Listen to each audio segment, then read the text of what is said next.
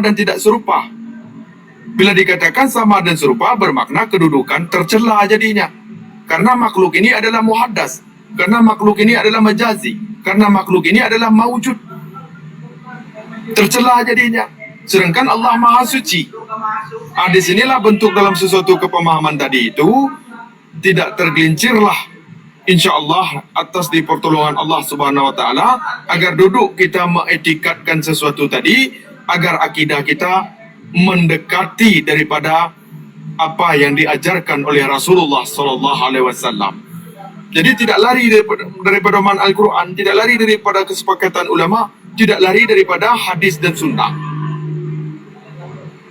Maka hakikat Asma'ul Husna ini, bila mana basiroh tadi terbuka, hakikatnya adalah hati yang memandang kepada sifat Allah, yang mana yang asmanya jadi Al-Mutakabbir, yang sifatnya maha megah.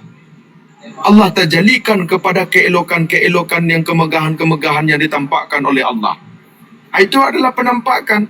Jadi di saat kita memandang makhluk, tampak kebesaran Allah. Kalau hanya sebatas makhluk yang kita lihat, bermakna kita lalai dengan Allah.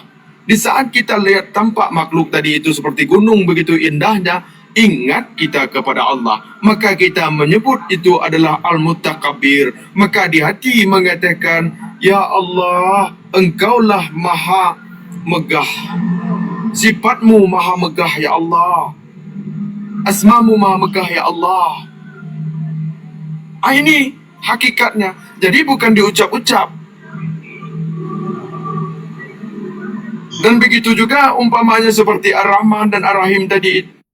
Di saat ada kita mengasihi anak dan menyayangi anak, itu sifat Allah yang diterjalikan kepada diri kita. Asma Allah yang diterjalikan kepada diri kita dalam bentuk hakikatnya. Syariatnya memandang daripada kemakhlukan tadi, hakikatnya kita ingat kepada Allah Subhanahu wa Ta'ala. Maka di situ pandangan basirah tadi. Jadi apabila seseorang yang mengatakan asma tadi makhluk, maka dia menyerupai dengan makhluk, maka itu tidak dibenarkan dalam bab akidah. Tidak dibenarkan dalam bab akidah. Jadi penterjalian tadi itu pada diri kita dan terjalian pada diri alam bukan bermakna alam itu Allah, bukan bermakna diri kita Allah, akan tetapi itu bentuk kebesaran Allah. Kita menyaksikan zahir batin kita bentuk kebesaran Allah. Begitu Bapak Rahman ya? Subhanallah. Subhanallah. Ini kadang kan kita mau ibarat. Ini contoh, kadang mau mencontoh, mau mengibarat hal sebenarnya kan ini barangkali tidak bisa, mohon sedikit pandangan, tidak bisa kita ibarat. Contoh saja, antara lampu, kabel, di dalamnya ada listrik, di dalamnya ada strom. Iya. Strom ini kan tidak terlihat, tidak nampak, tapi mewarnai sampai balon itu bisa menyala. Betul. Ibarat seperti ini yang dijadikan dasar tentang zo itu tadi. Apakah bisa seperti itu? Atau tidak boleh kita mengibaratkan sesuatu itu tentang, karena Allah itu laisa. Betul. Apabila kita mengibaratkan sesuatu, berarti kita mengibaratkan Allah seperti makhluk begitu. Betul. Nah, seperti itu. Sehingga ada juga ada pandangan-pandangan seperti itu. Sehingga bagaimana bisa Allah diibaratkan dengan strom? Berarti strom itu bisa dideteksi. Betul. Kan gitu. Betul. Nah, sehingga kadang juga saya bilang, keliru juga caranya. Artinya makanya untuk Allah tidak bisa juga diberikan suatu ibarat-ibarat, barangkali tidak. Bagaimana pandangan kita tentang ibarat-ibarat itu? Nah, ibarat tadi itu adalah perumpamaan. Perumpamaan itu adalah bagaikan itu bisa merujuk banyak tafsir jadinya. Sementara tafsiran itu adalah bisa tafsir itu tidak duduk kepada tempatnya, bisa dia mendekati kepada tempatnya. Nah, di dalam hal tadi itu sebagaimana contoh lagi ya Pak ya.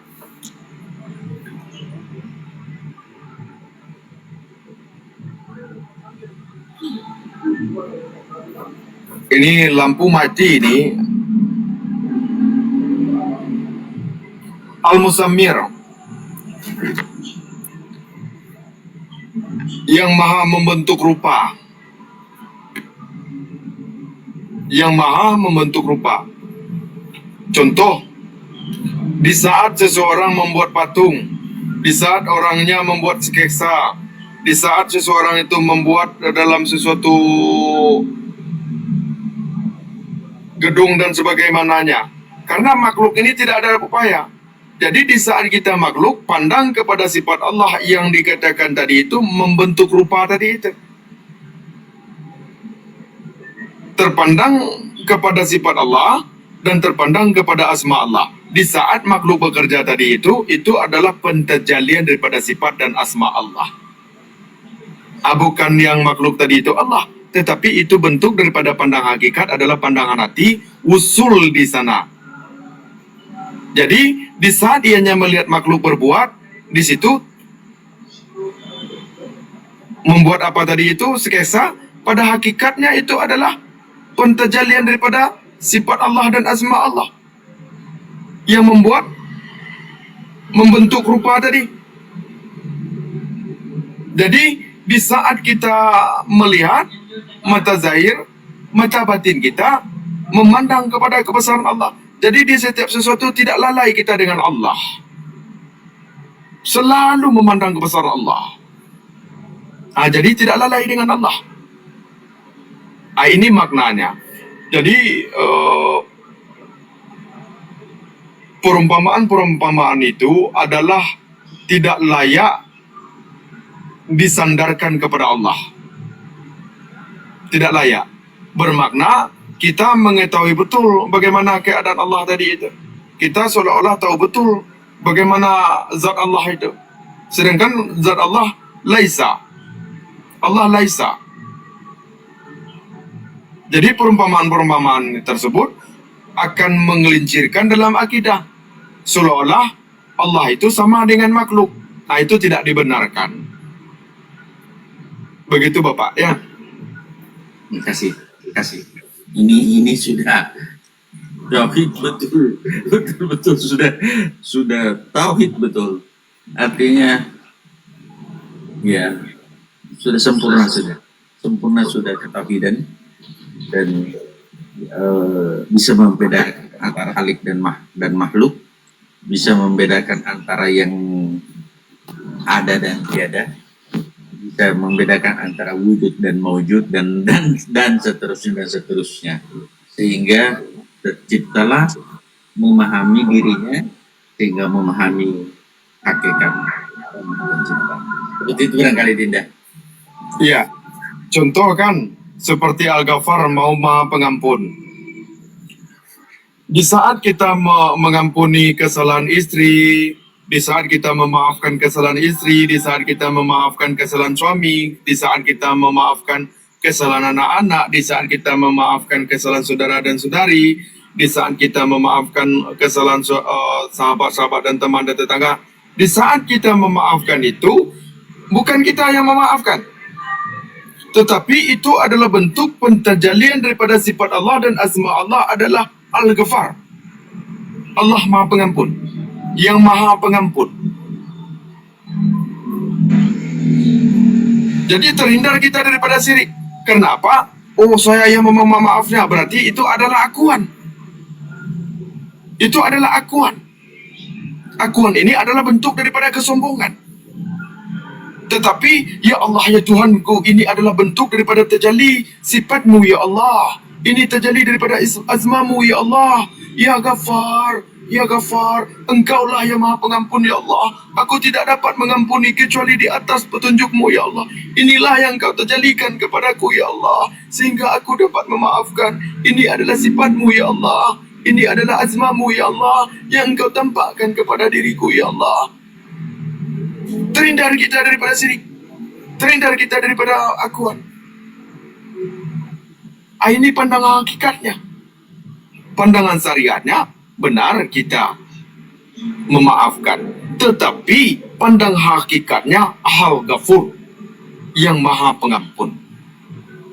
Maka Allah tajalikan asma dan sifatnya agar kita dapat memahami itu. Maka hakikat ini adalah pandangan hati, bab hati, perkara hati. Maka dikatakan basirah, bukan perkara zahir. Basirah. Ini bila mendapat kita merasa ini, udah. Kemana-kemana kita itu udah enjoy saja itu. Udah tenang-tenang hati kita itu.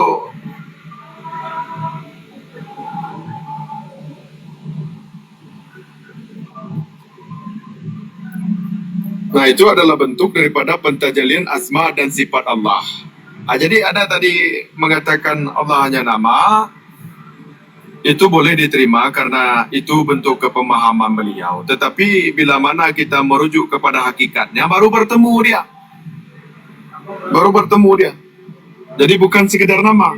Di sebalik nama ada sifat, di sebalik nama ada afal, di sebalik nama ada zat. Maka zat tidak bercerai dengan sifat, zat tidak bercerai dengan afal, zat tidak bercerai dengan asma.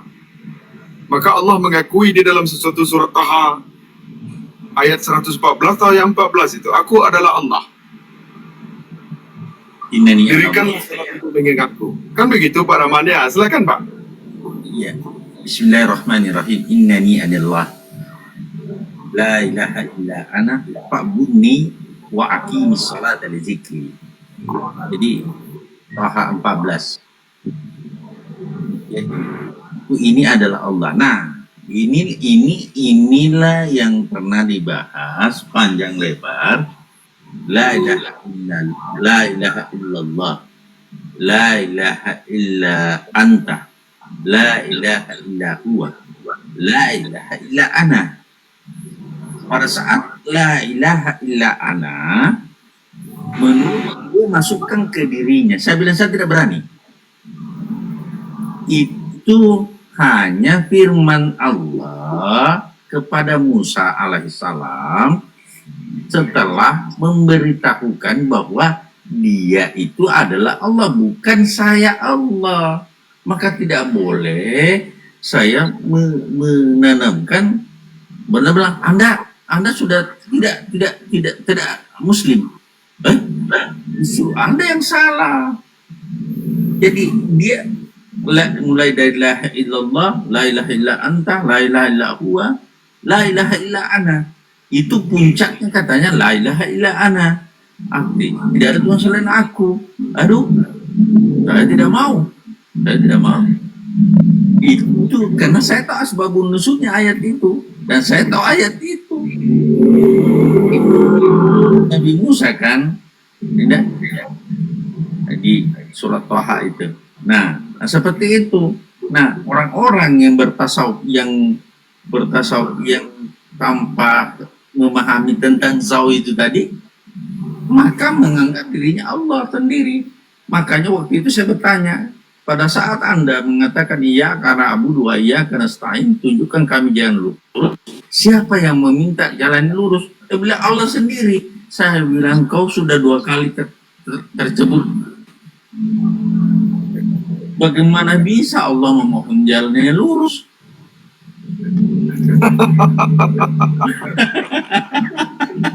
Baru cakapnya kena dua iya kena stain. 2 kali kau tenggelam.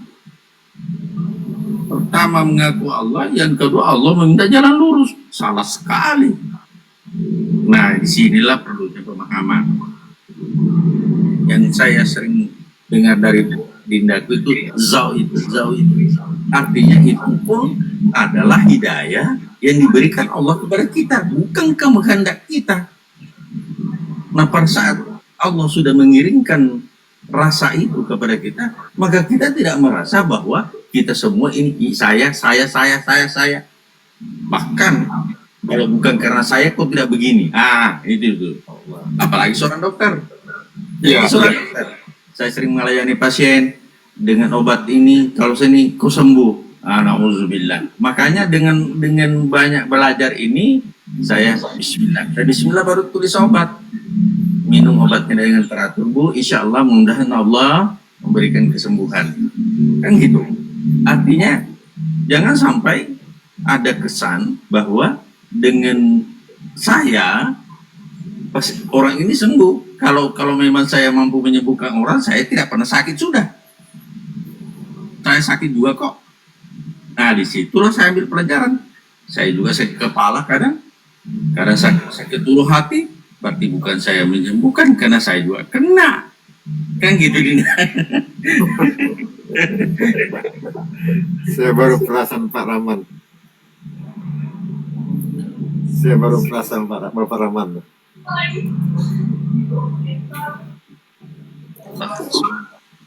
Jadi memang butuh ilmu yang banyak sehingga kita mampu untuk aplikasikan dalam kehidupan.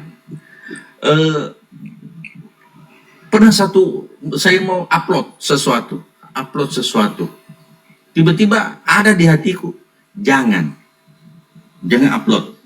Misalnya saya upload di YouTube, Dinda, ya, jangan upload itu. Ada yang menegur di dalam. Iya. Saya tidak jadi upload. Ada yang menegur. Nah, seperti itu. Jadi dalam perjalanan itu sebenarnya hak dan batin itu fa'alhamaha fujuraha wa taqwaha, kan begitu dia. Iya. Potensi untuk berbuat takwa itu sudah ditanamkan Allah kepada diri seseorang, dan potensi untuk fujur ada. Tapi bagaimana potensi fujur itu ditenggelamkan, ditutupi oleh takwa itu, sehingga yang muncul di permukaan adalah takwa, bukan fujur. Walaupun potensi itu ada, seperti Dinda katakan, setan itu ada sama kita. Pada saat kita melakukan sesuatu dan membuat orang lain itu membuat sesuatu kejahatan, kitalah menjadi setan. Iya. Nah, seperti itu tadi. Karena potensi fujur ada, potensi takwa ada. Allah menghilangkan fa'alhamaha fujurha wa taqwaha. Kad aflaha man zakkaha wa kad khaba man dassaha.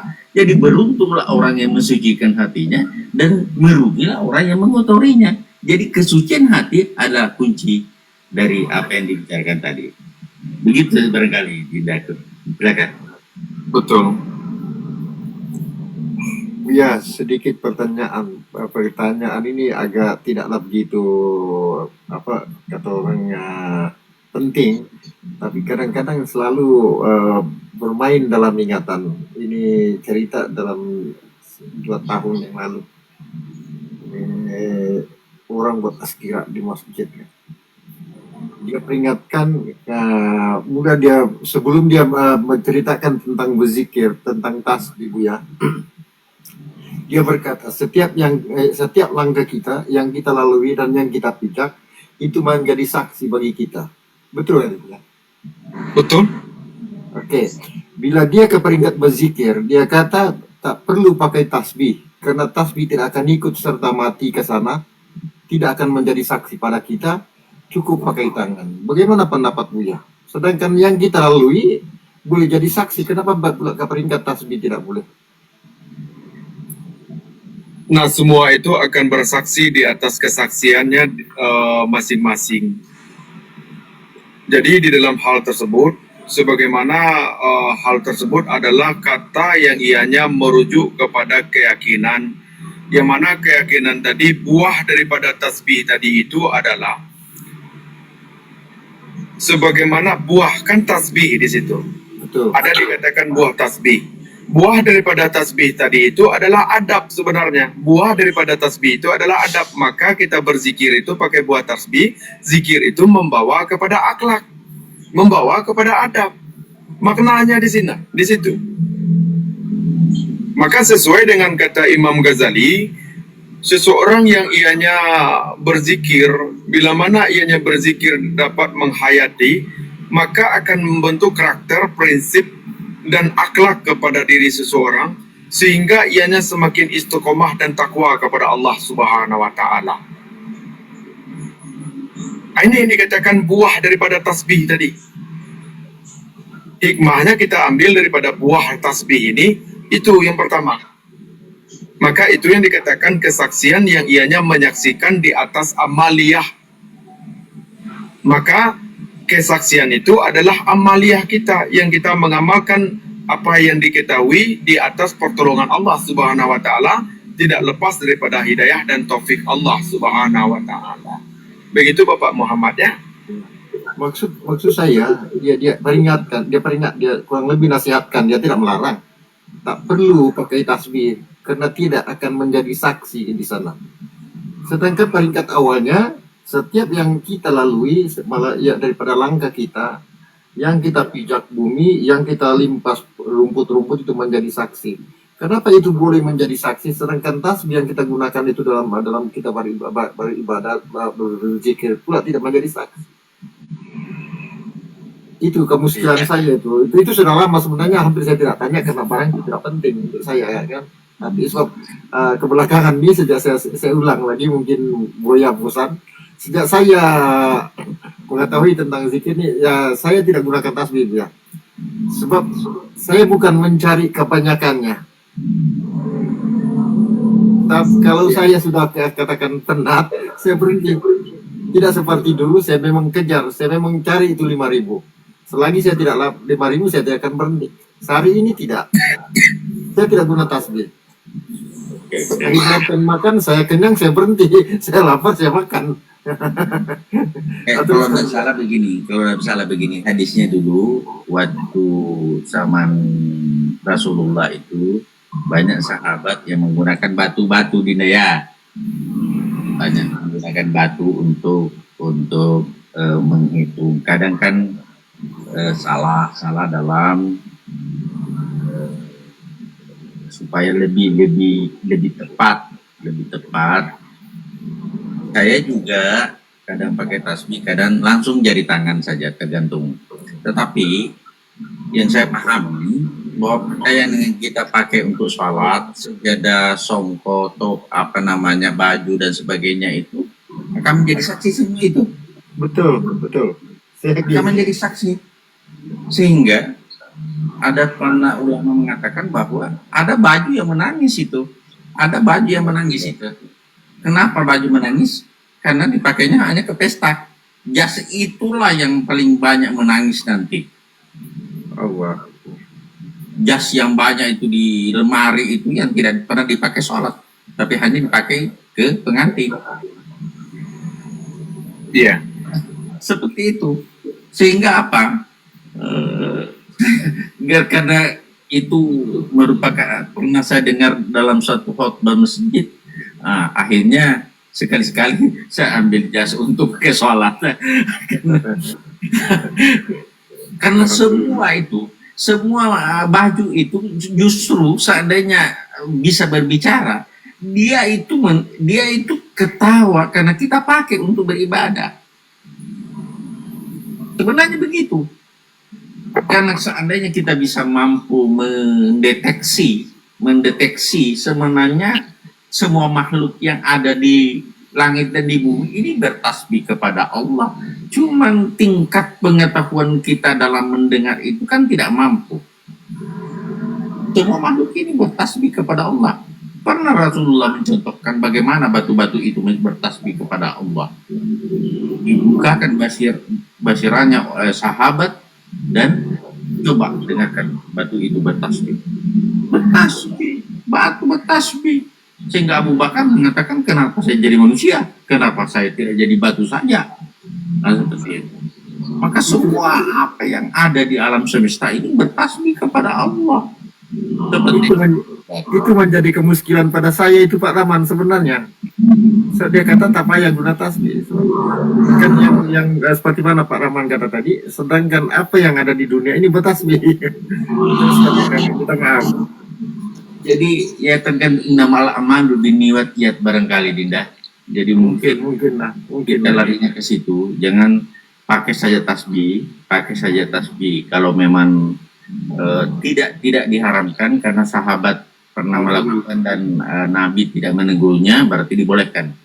Kecuali saya tidak berhenti. Cuma maksud saya tadi, minta maaf Pak Rahman saya potong. Cuma dulu saya mengejar jumlah. Hari ini saya tidak mengejar jumlah. Kalau itu, kapan kita sudah merasa tenang? Kalau saya pribadi sudah sampai, makanya guru begini, 1050 misalnya 100. Kapan kita sudah sampai, sudah titik, berhenti. Kapan kita sudah melewati yang sudah hati ini sudah ini, itu namanya nafsu. Itu namanya hawa kalbu menurut Dinda ini sering saya dengar. Artinya rasa itulah yang membimbing kita untuk ke sana gitu. Daripada hawa kalbu, itulah saya selalu dengar daripada Buya. Saya tidak mengejar lagi apa yang saya mampu. Nah, jadi berapa kita lakukan dan sudah enak, sudah berhenti. Jangan diteruskan. Kapan diteruskan itu nafsu sudah yang berbicara. Akhirnya kita menjadi ilmu kebatinan. Maaf Dina, silakan sambung. Betul itu Bapak. Betul itu.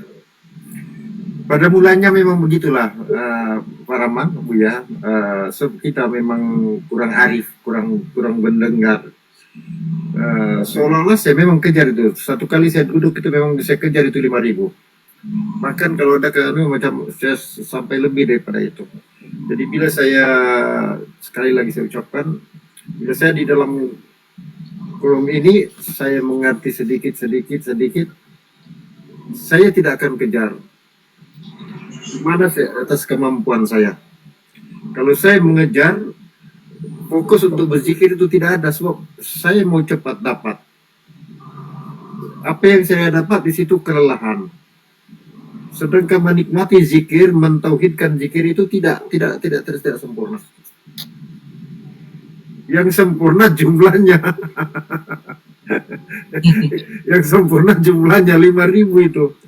Allah kan? Betul ya Pak Rahman? Betul. Yang sempurna jumlahnya, tapi kesempurnaan kerja saya tidak tahu. Sempurna tidak sempurna saya tidak tahu. Contohnya, la ilaha illallah, la ilaha illallah. Tengok masa sudah jauh berjalan masa.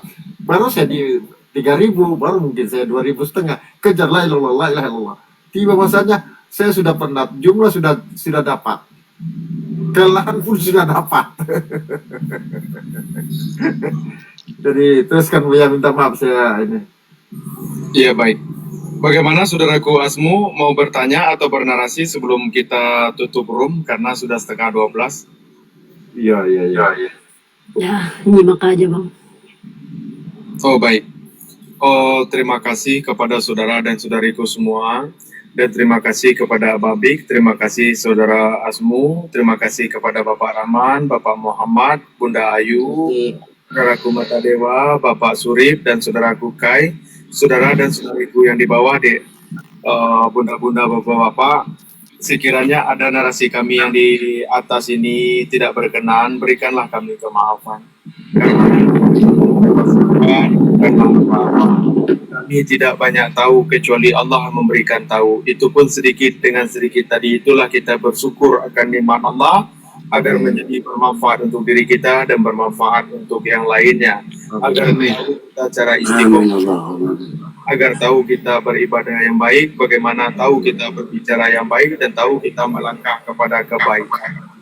Dengan hal itu kami bukanlah siapa-siapa dan bukanlah apa-apa. Kami banyak belajar daripada kesilapan menuju kebaikan atas pertolongan Allah Subhanahu wa taala, atas daya umat Allah Subhanahu wa taala. Dan begitu juga